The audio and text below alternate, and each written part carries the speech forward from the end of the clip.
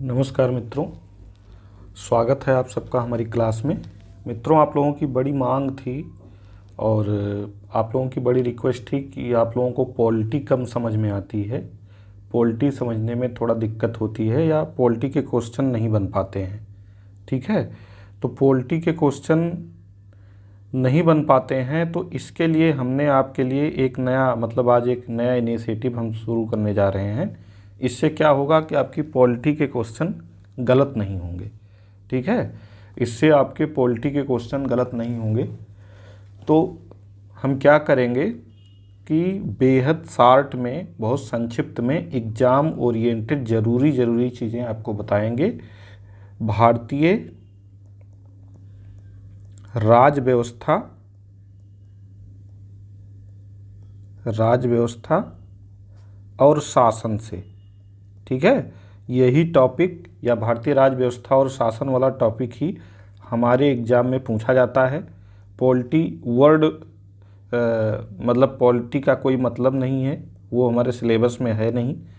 तो इसी पे हम फोकस करके पॉलिटी की एक संक्षिप्त क्लास चलाएंगे, बेहद शार्ट में चीज़ें बताते हुए चलेंगे, जिससे आपको कॉन्सेप्चुअल क्लैरिटी हो जाए। आपको फिर क्वेश्चन देखते ही आप उसका आंसर अपनी क्या कहते हैं, सूझबूझ से लगा लें, गलत ना हो।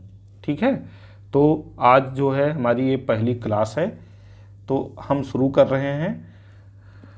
जहाँ आपको दिक्कत होगी या जहाँ समझ में नहीं आएगा, आप कमेंट करके कमेंट बॉक्स में ज़रूर पूछेंगे, ये वीडियो जब भी देखेंगे। ठीक है, तो देखिए, सबसे पहले हम जानते हैं, जब भारतीय राज्य व्यवस्था एवं शासन को पढ़ते हैं तो हम सबसे पहले क्या पढ़ते हैं एग्ज़ाम ओरिएंटेड, हमारा जो संवैधानिक विकास हुआ है। संवैधानिक विकास हुआ है। संवैधानिक विकास से हमारा तात्पर्य क्या है? हमारा संविधान जो बना है, हमारे संविधान का जो निर्माण है। सर्वविदित है कि पहले हम जो है अंग्रेज़ों के गुलाम थे, हमारा अपना कोई संविधान नहीं था, हमारा अपनी कोई शासन व्यवस्था नहीं थी। ठीक है, तो जाहिर सी बात है कि हमारी शासन व्यवस्था, जब हम आज़ाद हुए, हमारी शासन व्यवस्था आई, हमारा अपना संविधान लिखा गया संविधान सभा द्वारा। लेकिन ये एक दिन में नहीं लिख लिया गया, इसके लिए काफ़ी लंबा समय लगा, लगभग 3 वर्ष का समय लगा। आपने इसको पढ़ा ही होगा। ठीक है, तो संवैधानिक विकास हुआ कैसे है हमारा, हम इसको समझने की कोशिश करते हैं। ठीक है, देखिए, सबसे पहले हम अंग्रेज़ों के गुलाम थे, तो हमारे संविधान विकास के इतिहास में अंग्रेज़ों का बड़ा योगदान है।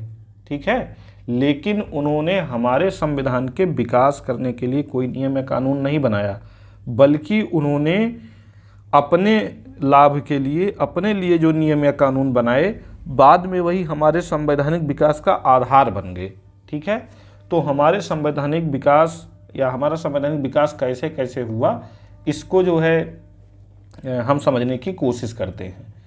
तो अंग्रेज़ों ने जो समय समय पर एक्ट पारित किए हैं, आपने पढ़ा होगा कि 1773 का रेगुलेटिंग एक्ट, 1784 का एक्ट, ठीक है, 1919 का अधिनियम, इस तरीके से।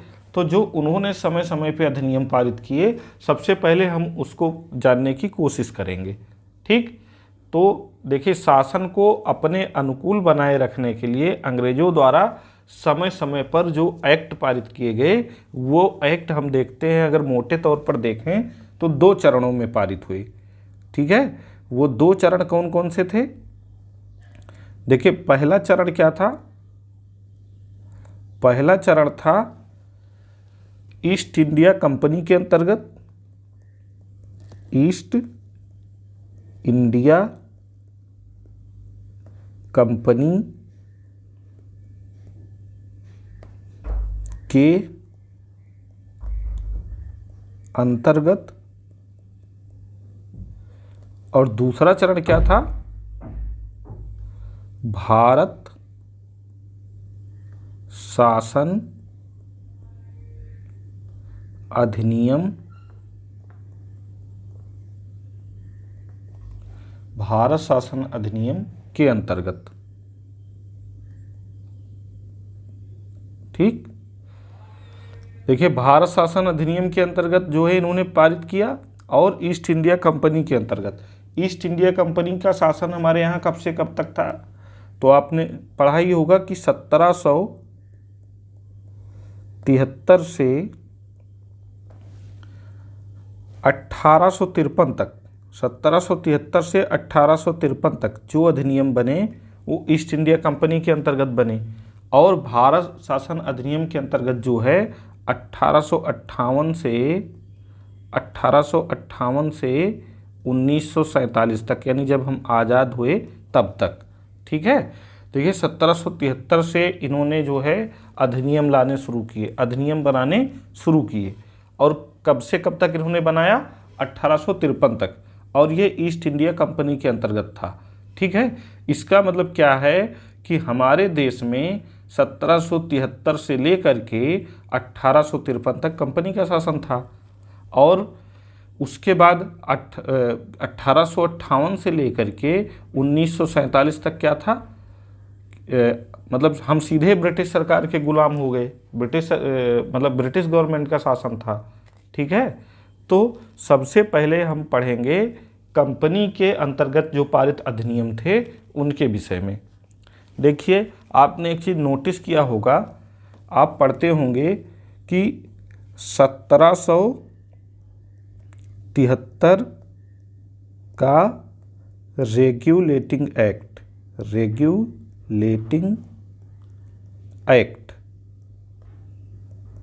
ठीक, आप ये पढ़ते हैं 1773 का रेगुलेटिंग एक्ट। और जब यहाँ आप आते हैं 1858 के बाद तो आप पढ़ते हैं भारत शासन अधिनियम 1858, भारत शासन अधिनियम 1873, भारत शासन अधिनियम 1909, भारत शासन अधिनियम 1919। इसमें अंतर क्या है? देखिए, कोई कंपनी होती है, जब कोई कंपनी होती है तो उसके नियम और कानून रेगुलेट किए जाते हैं। ठीक है, कोई कंपनी होती है तो सरकार द्वारा उसके नियम और कानून क्या होते हैं? रेगुलेट किए जाते हैं। तो इसीलिए देखिए, ईस्ट इंडिया कंपनी थी उस टाइम पे ना, तो इसीलिए ईस्ट इंडिया कंपनी के तहत जो है जो अधिनियम आए उनको रेगुलेटिंग एक्ट कहा गया। और 1858 के बाद जो हमारे यहाँ शासन हुआ अंग्रेज़ों द्वारा, तो ये अंग्रेजी सरकार के हम सीधे तौर पे गुलाम हो गए, तो इसीलिए इसको भारत शासन अधिनियम कहा गया। आई बात समझ में? कंपनी को रेगुलेट किया गया। ठीक है, अच्छा, एक प्रश्न यहाँ ये भी उठता है कि कंपनी को रेगुलेट करने की ज़रूरत क्यों पड़ी?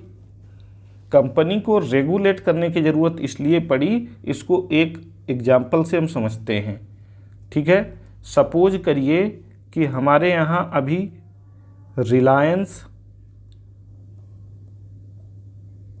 काम कर रही है, हमारे यहाँ HP भी काम कर रही है। ठीक है, हमारे यहाँ HCL भी काम कर रही है। ठीक है, और हमारे यहाँ एयरटेल भी काम कर रही है। ठीक, हमारे यहाँ एयरटेल भी काम कर रही है। ऐसी हमारे यहाँ VI भी काम कर रहा है। ऐसी तमाम कंपनियां हमारे यहाँ काम कर रही हैं। ठीक है, अब सपोज करिए रिलायंस जो है ये चली गई कहाँ? अमेरिका। ये चली गई अमेरिका अपना बिजनेस करने, ये अमेरिका है। ठीक है, और यहाँ जब ये अपना बिजनेस करने गए तो इन्होंने अपने बिजनेस का केवल विस्तार ही नहीं किया, बल्कि अमेरिका की राजनीति में भी ये बढ़ चढ़कर हिस्सा लेने लगे। और जब ये बढ़ चढ़कर हिस्सा लेने लगे तो इनकी जाहिर सी बात है जो अन्य कंपनियां हैं वो इनकी कंपटीटर हैं, वो भी अपने आप को इनका मुकाबला करने की कोशिश करेंगी। तो जब ये बढ़ चढ़ के यहाँ हिस्सा लेने लगे तो इन कंपनियों ने क्या किया? अन्य कंपनियों ने गवर्नमेंट से इनकी शिकायत की कि अरे सर, ये तो वहाँ बिजनेस करने गए थे लेकिन अब तो वहाँ राजनीति में इंटरफियर करने लगे हैं, वहाँ राजनेता बन गए हैं। ठीक है, तो गवर्नमेंट को भी क्या लगा? सरकार को भी लगा कि हाँ, बात तो सही है कि ये गए थे बिजनेस करने और बिना हमारी इजाज़त के, बिना हमारे जानकारी के ये यहाँ क्या करने लगे? राजनीति करने लगे, वहाँ की शासन व्यवस्था में इंटरफियर करने लगे। तो कहीं ऐसा ना हो कि अभी तो वो विदेशी राजनीति में ही इंटरफियर कर रहे हैं, कहीं ऐसा ना हो कि कल को आके वो भारतीय राजनीति में भी इंटरफियर करने लगें, हमें ही चुनौती देने लगें। ठीक है, तो इसलिए सरकार क्या कर रही है, अब कह रही है कि अब इनके लिए, रिलायंस जियो के लिए या सभी कंपनियों के लिए जो विदेश में व्यापार करना चाहती हैं, उनके लिए हम एक नियम बनाएंगे। उस नियम को रेगुलेट कर, मतलब उनको कुल मिला के उनके कार्य योजना को हम क्या करेंगे, रेगुलेट करेंगे। ठीक है, तो इसलिए नियम बनाने की ज़रूरत पड़ी। तो इसीलिए ब्रिटिश गवर्नमेंट ने ईस्ट इंडिया कंपनी के लिए समय समय पर जो एक्ट पारित किए ईस्ट इंडिया कंपनी के लिए, उन्हें ही क्या कहा गया, रेगुलेटिंग एक्ट कहा गया। ठीक है, तो हमारा पहला जो एक्ट है रेगुलेटिंग एक्ट 1773 है। तो रेगुलेटिंग एक्ट 1773 जो है क्या था, ये कंपनी के शासन के अंतर्गत था। तो इसमें क्या क्या प्रावधान थे, इसके विषय में आज हम जानते हैं। ठीक है, इतना आपको अच्छे से समझ में आ गया होगा। चलिए आगे बढ़ते हैं। देखिए, रेगुलेटिंग एक्ट नोट कर लेते हैं यहीं, regulating act 1773, regulating act, regulating act 1773। ठीक है, इसमें क्या क्या था हम ये जानने की कोशिश करते हैं। देखिए, सबसे पहली बात तो ये है कि ईस्ट इंडिया कंपनी को विनियमित करने का या रेगुलेट करने की दिशा में ये पहला प्रयास था। ठीक है, तो पहला पॉइंट तो यही हो गया। ठीक है, कंपनी के कार्यों को रेगुलेट करने का प्रथम प्रयास। ठीक है, कंपनी के कार्यों को रेगुलेट करने का ये क्या था, प्रथम प्रयास था। ठीक है, और दूसरी बात क्या हुई, दूसरी बात इसमें क्या हुई महत्वपूर्ण, कि पहली बार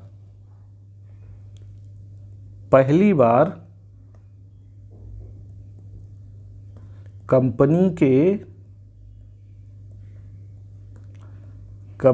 के प्रशासनिक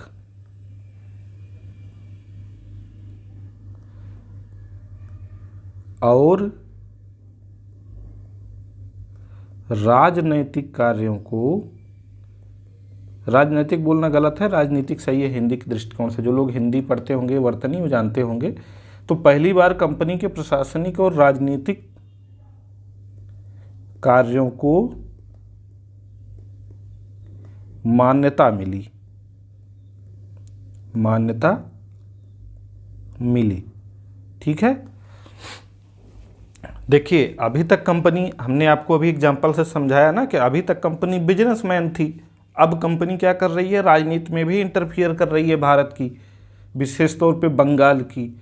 तो जब राजनीति में भी कंपनी इंटरफियर कर रही है तो कंपनी के कार्यों को रेगुलेट किया जा रहा है राजनीतिक। ठीक है भाई, आप मतलब वहाँ की सरकार कही बोल रही है कि ठीक है भाई आप राजनीति करो, लेकिन हम आपके लिए एक नियम बना कर देंगे, इसी नियम के तहत आपको वहाँ राजनीति में इंटरफियर करना है, राजनीति में भाग लेना है।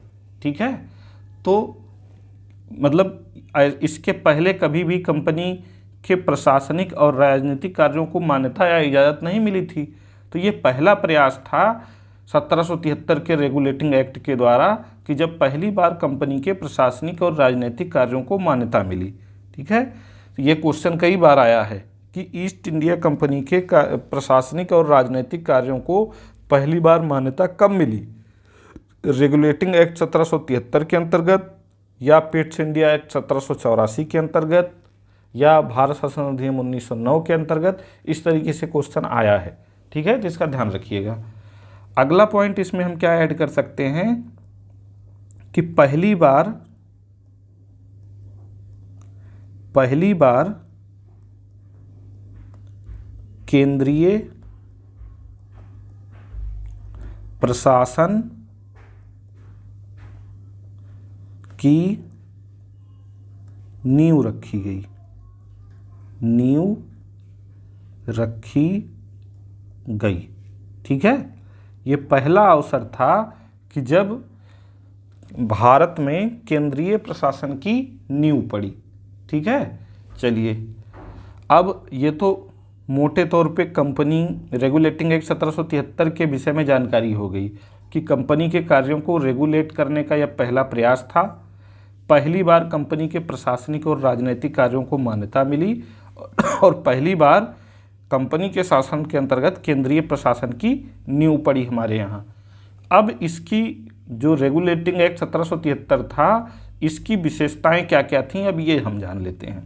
ठीक है, रेगुलेटिंग एक्ट 1773 की विशेषताएं क्या क्या थीं, विशेषताएं।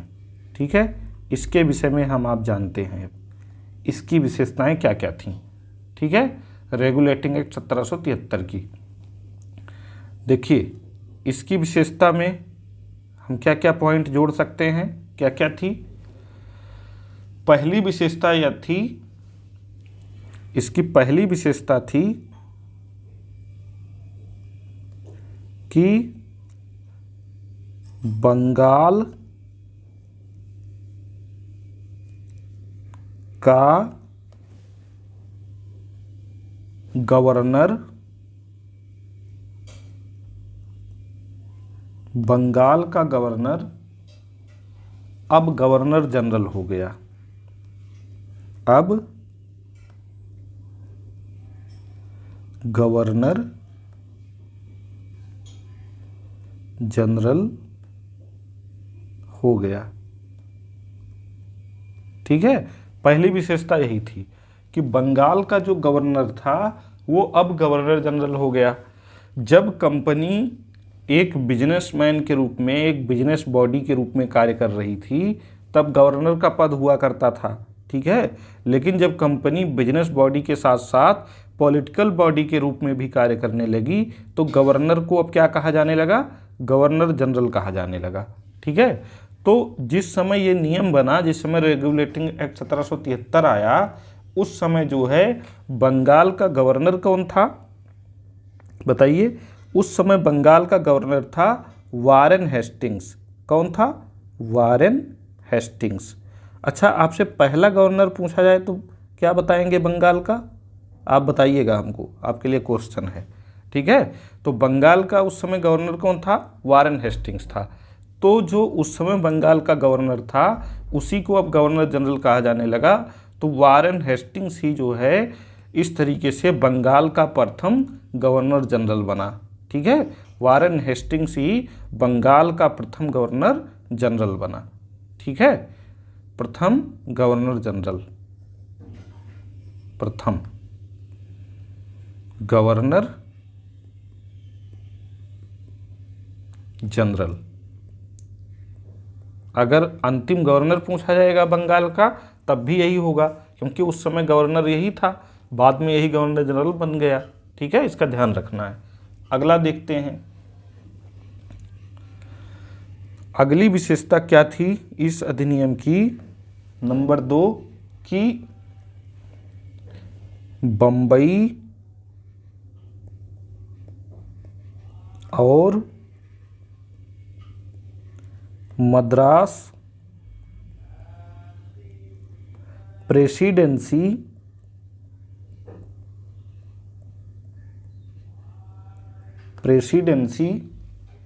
इसके नियंत्रण में आ गई। इसके नियंत्रण में किसके नियंत्रण में आ गई भाई, बंगाल के गवर्नर जनरल के, यानी बंगाल के। अभी ऊपर हमने पढ़ा ना कि पहली बार केंद्रीय शासन की नींव रखी गई, तो केंद्रीय शासन का मतलब यही है कि बम्बई मतलब उस समय कुल मुख्य रूप से 3 प्रेसिडेंसियाँ थीं। कौन कौन सी थीं, बंगाल प्रेसिडेंसी थी, बम्बई प्रेसिडेंसी थी, बम्बई और मद्रास। ठीक है, ये 3 प्रेसिडेंसियाँ थीं। तो इनमें से बंगाल प्रेसिडेंसी जो थी ये सेंटर में आ गई, केंद्र में आ गई। ठीक है, और ये कहा गया कि बम्बई और मद्रास जो प्रेसिडेंसियां हैं ये इसी के नियंत्रण में कार्य करेंगी, इसी की सलाह से कार्य करेंगी। ठीक है, इनके ऊपर की बॉडी कौन, जैसे अभी देखिए भारत में क्या है, भारत में एक केंद्र सरकार है और राज्य सरकारें हैं, तो सभी राज्य जो हैं केंद्र से जुड़कर कार्य कर रहे हैं, केंद्र से वो अलग नहीं हो सकते हैं, अलग होने का कोई अधिकार उनको नहीं है। ठीक है, तो इसे कहते हैं केंद्रीय शासन। तो वही केंद्रीय शासन की नींव कहाँ पड़ी है, 1773 के रेगुलेटिंग एक्ट में, जब बम्बई और मद्रास प्रेसिडेंसियों को बंगाल प्रेसिडेंसी के अधीन कर दिया गया। ठीक है, चलिए अगला देखते हैं। अगला पॉइंट हमारा है तीसरा पॉइंट क्या है कि गवर्नर जनरल और उसकी परिषद, गवर्नर जनरल और उसकी परिषद, गवर्नर जनरल और उसकी परिषद सत्ता का उपयोग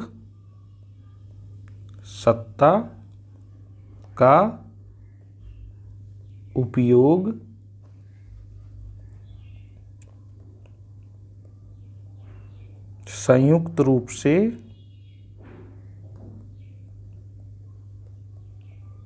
कर सकते थे। ठीक है, अगली विशेषता इसकी क्या थी कि गवर्नर जनरल और उसकी परिषद जो थे वो सत्ता का उपयोग जो है संयुक्त रूप से कर सकते थे। ठीक है, संयुक्त रूप से करने का मतलब कि गवर्नर जनरल बनाया गया और उसकी सहायता के लिए एक परिषद का गठन किया गया। ठीक है, और परिषद जो थी उस परिषद में कितने सदस्य थे, ये ध्यान रखिएगा, इंपॉर्टेंट है। परिषद में कुल 4 सदस्य थे, 4 सदस्य। ठीक है, और अगर इनके कार्यकाल की बात की जाए, इनका कार्यकाल, तो इनका कार्यकाल होता था कितने दिनों का, 5 वर्षों का। ठीक है, 5 वर्षों का। इम्पॉर्टेंट है, ये पूछा जा सकता है कि 1773 के रेगुलेटिंग एक्ट के तहत गठित गवर्नर जनरल और उसकी परिषद में परिषद के सदस्यों की संख्या कितनी थी, 4 साल थी, और उनका कार्यकाल कितने दिनों का था, 5 वर्षों का था। ठीक है, चलिए अगली विशेषता देख लेते हैं। चौथी विशेषता इस एक्ट की क्या थी, चौथी विशेषता ये थी कि कलकत्ता में, वेरी इंपॉर्टेंट पॉइंट है ये, कलकत्ता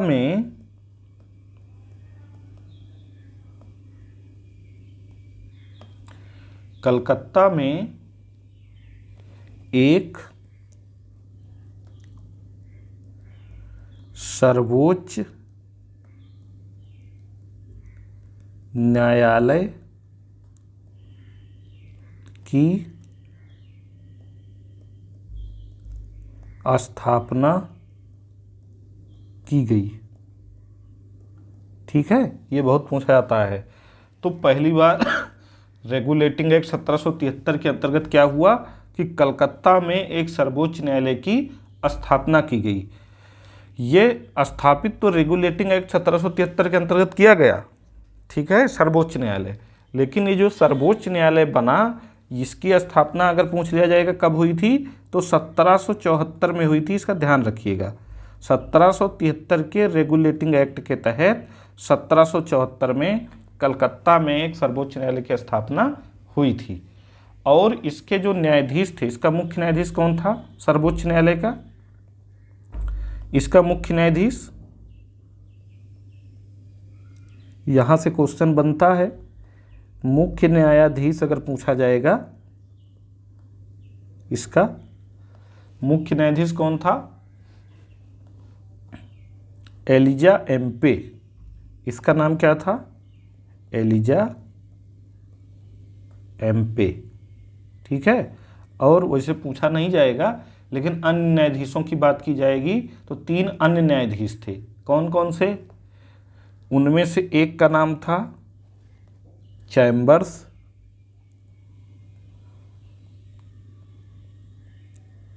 दूसरे का नाम था लिमेस्टर,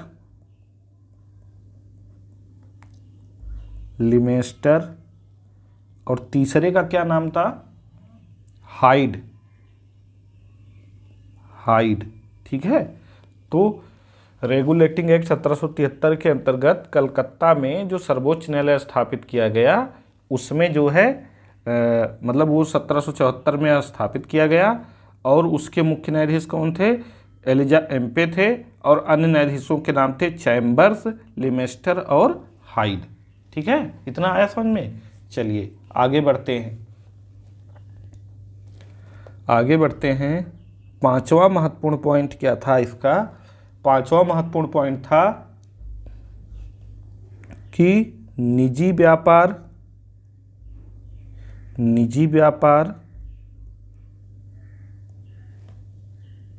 उपहार, रिश्वत आदि प्रतिबंधित कर दिया गया।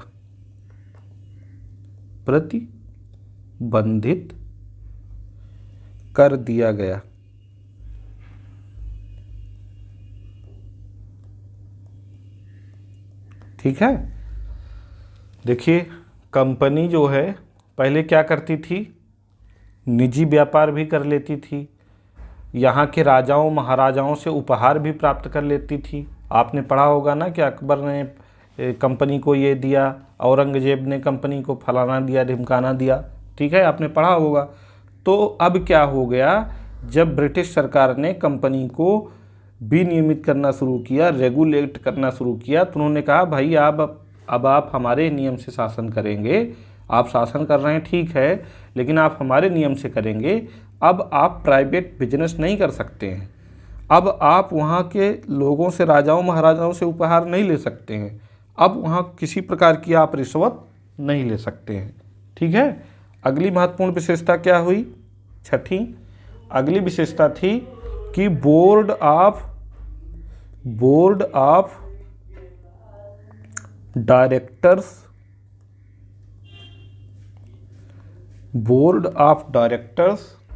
द्वारा क्या किया गया? ब्रिटिश सरकार का नियंत्रण सख्त हो गया। ठीक है। अभी तक कंपनी जब एज ए बिजनेस बॉडी काम कर रही थी तो ब्रिटिश सरकार उतना ध्यान नहीं दे रही थी, लेकिन जब कंपनी क्या करने लगी, एक पॉलिटिकल बॉडी के रूप में काम करने लगी, पॉलिटिकल मतलब यहाँ की पॉलिटिकल इंसिडेंट में भी इंटरेस्ट लेने लगी, तो ब्रिटिश सरकार ने क्या किया कि कंपनी के कार्यों को रेगुलेट किया और उनके ऊपर शासन करने के लिए एक बोर्ड ऑफ डायरेक्टर्स का गठन किया। ठीक है। और बोर्ड ऑफ डायरेक्टर्स के माध्यम से ब्रिटिश गवर्नमेंट ने क्या किया कि कंपनी पर अपनी पकड़ मजबूत कर दी। ठीक है।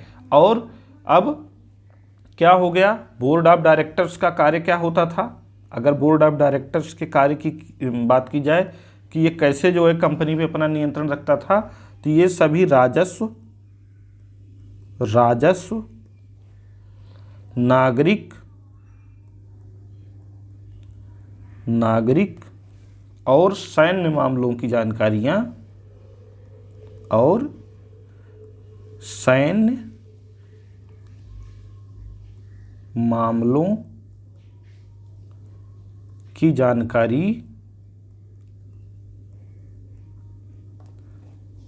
सरकार को देता था।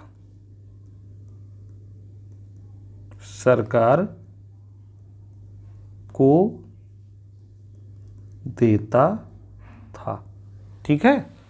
अब क्या हो गया कि कंपनी को रेगुलेट कर दिया गया है ब्रिटिश गवर्नमेंट के द्वारा और एक बोर्ड ऑफ डायरेक्टर्स का गठन कर दिया गया है, और ये कहा गया है कि अब बोर्ड ऑफ डायरेक्टर्स क्या करेगा कि कंपनी क्या क्या वहाँ कर रही है, इंडिया में कौन कौन से कार्य कर रही है, ये सारी जानकारी वो हमको बोर्ड ऑफ डायरेक्टर्स देता रहेगा। ठीक है, तो ये 1773 के रेगुलेटिंग एक्ट के तहत जो है बनाए गए नियम थे, ये इसकी विशेषता थी। ठीक है, चलिए एक बार इसको रिवीजन कर लेते हैं क्विकली, क्या क्या हमने आज पढ़ा, क्या क्या आपको हमने बताया। देखिए भारत का जो संवैधानिक विकास हुआ है वो 2 चरणों में हुआ है। एक हुआ कंपनी के शासन के अंतर्गत और एक हुआ है ब्रिटिश शासन के अंतर्गत। ठीक है, एक हुआ है कंपनी के शासन के अंतर्गत और एक हुआ है ब्रिटिश शासन के अंतर्गत। कंपनी के शासन के अंतर्गत जो है 1773 से लेकर के 1853 तक हुआ है। ठीक है, और ब्रिटिश शासन के अंतर्गत या भारत शासन अधिनियम के अंतर्गत 1858 से लेकर 1947 तक हुआ है। कंपनी के शासन के अंतर्गत जो सबसे पहला एक्ट आया था वो रेगुलेटिंग एक्ट 1773 था। रेगुलेट करने की ज़रूरत क्यों पड़ी? जब company as a political body या हमारे यहाँ के पॉलिटिकल इंसिडेंट में भी इंटरेस्ट लेने लगी तो ब्रिटिश गवर्नमेंट ने क्या किया, कंपनी के कार्यों को रेगुलेट करना शुरू कर दिया। ठीक है, और रेगुलेटिंग एक्ट जब 1773 आया तो उसमें क्या हुआ कि कंपनी के कार्यों को रेगुलेट करने का ये पहला प्रयास था। 1773 में पहली बार कंपनी को एज ए प्रशासनिक और पॉलिटिकल बॉडी, ठीक है, एज ए गवर्निंग बॉडी और एज ए पॉलिटिकल बॉडी पहली बार कंपनी को कंसीडर किया गया।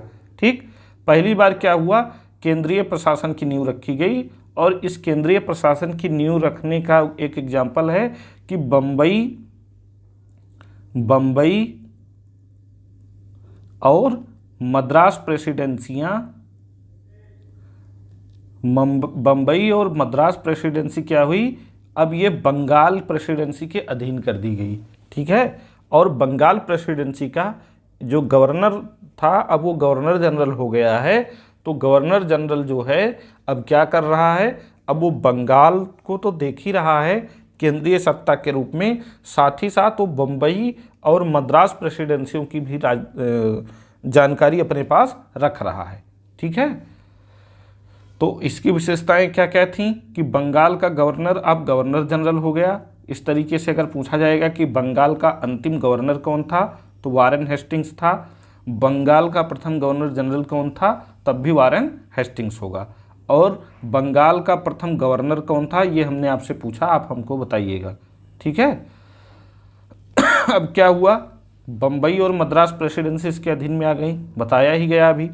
ठीक, गवर्नर जनरल और उसकी परिषद जो है सत्ता का उपयोग कर सकते थे संयुक्त रूप से। तो परिषद में कितने लोग शामिल थे, कुल 4 सदस्य शामिल थे और इनका कार्यकाल कितने दिनों का होता था, 5 वर्षों का होता था। इसी अधिनियम के अंतर्गत कलकत्ता में एक सर्वोच्च न्यायालय की स्थापना की गई 1774 में, जिसका मुख्य न्यायाधीश सर एलिजा एम्पे था। ठीक है, अन्य न्यायाधीश चैम्बर्स, लिमेस्टर और हाइड थे।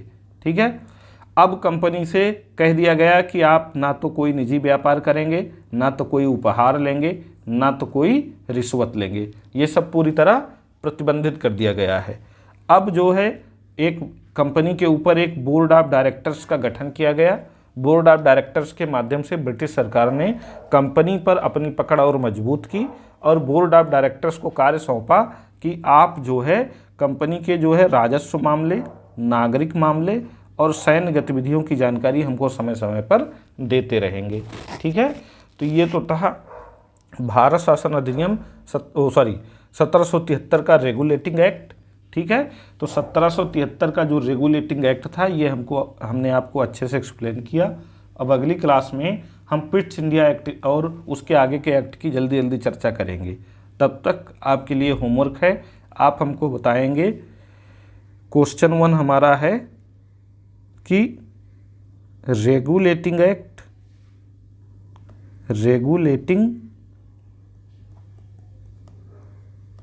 एक्ट तथा शासन अधिनियम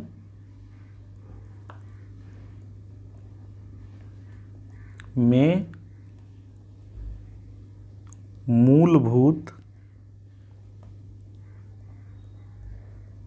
अंतर क्या था, ये आप हमको बताएंगे। ठीक है, दूसरा क्वेश्चन हमने आपसे पूछा है कि बंगाल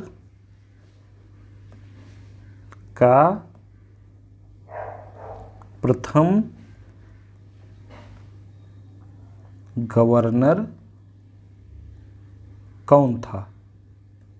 ठीक है, ये भी आप हमको बताइएगा। एक क्वेश्चन हमारा और है, रेगुलेटिंग एक्ट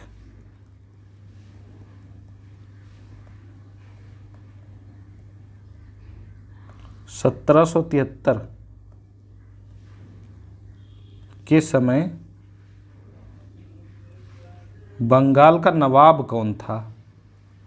बंगाल का नवाब कौन था। ठीक है, तो इन तीनों प्रश्नों का उत्तर आपको कमेंट बॉक्स में देना है। तो मिलते हैं अगले वीडियो में, इसके आगे वाली क्लास में। तब तक आप लोग अच्छे से पढ़ाई करें।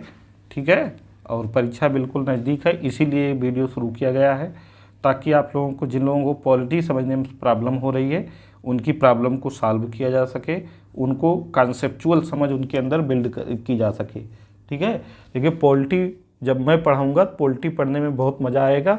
और मैं इस बात का दावा कर रहा हूँ कि चाहे आप मतलब पॉलिटी पढ़ने के बाद चाहे आप जो है पीसीएस का एग्ज़ाम दे रहे हों, चाहे आप आरओ या आरओ की तैयारी कर रहे हों, चाहे आप बीईओ देना चाह रहे हों, चाहे आप पेट देना चाह रहे हों, या कोई अन्य इस तरीके का एग्ज़ाम देना चाह रहे हो जिसमें पॉलिटी पूछी जाएगी, तो आपका एक भी क्वेश्चन परीक्षा में गलत नहीं होगा, बाहर नहीं जाएगा।